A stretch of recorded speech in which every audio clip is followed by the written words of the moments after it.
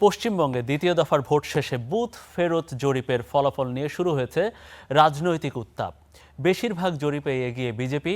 দলটির নেতাদের দাবি তারাই যাচ্ছেন পশ্চিমবঙ্গের ক্ষমতায়।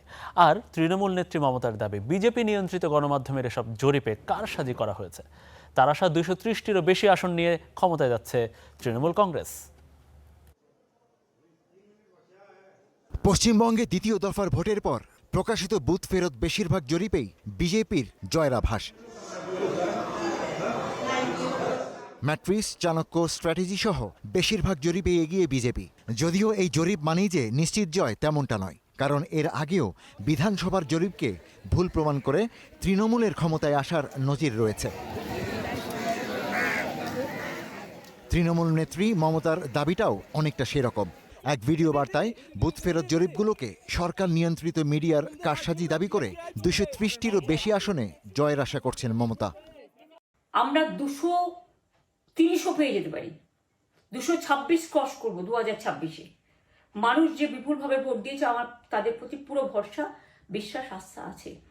এবং ওরা কালকে এটা করিয়েছে প্রেসকে দিয়ে, তার কারণ গদি মিডিয়াকে দিয়ে।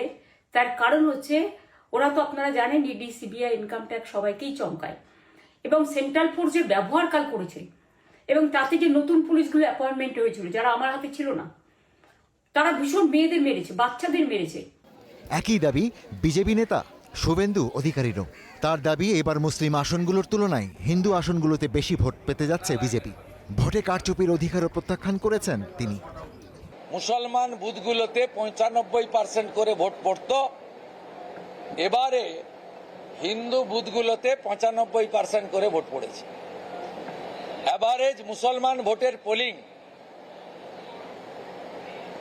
৮০-৮১%।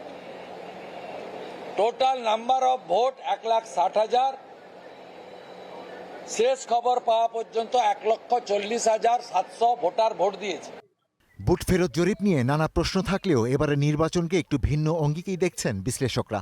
সিনিয়র সাংবাদিক বিশ্বজিৎ হীরা বলছেন, এবারের ভোটে ২৬ লাখ মুসলিমের ভোটাধিকার হরণ করার কৌশল যেমন কাজ করেছে, তেমনি তৃণমূলকে নিয়ে মানুষের অসন্তোষের বিষয়টিও প্রভাব ফেলেছে। মানুষ কিন্তু একটা কথাই বলেছেন যে এই সরকারটাকে বদলানো দরকার। অর্থাৎ সেই জায়গায় দাঁড়িয়ে বিজেপির যে ন্যারেটিভটি তৈরি করে দিতে বলেছে তৃণমূলের বিরুদ্ধে, সেটা কিন্তু এই নির্বাচনে কাজ করেছে, এবং সেই কাজ করার জন্যই কিন্তু বিজেপি এবারে ক্ষমতায় আসার সম্ভাবনায় রয়েছে। পশ্চিমবঙ্গ সহ ৪টি রাজ্য ও একটি কেন্দ্রশাসিত অঞ্চলে বিধানসভা নির্বাচনের ফল ঘোষণা হচ্ছে আগামী ৪ মে। সেদিনই স্পষ্ট হচ্ছে কারা আসছে পশ্চিমবঙ্গের ক্ষমতায়। Ishtiaq Hossain, star news.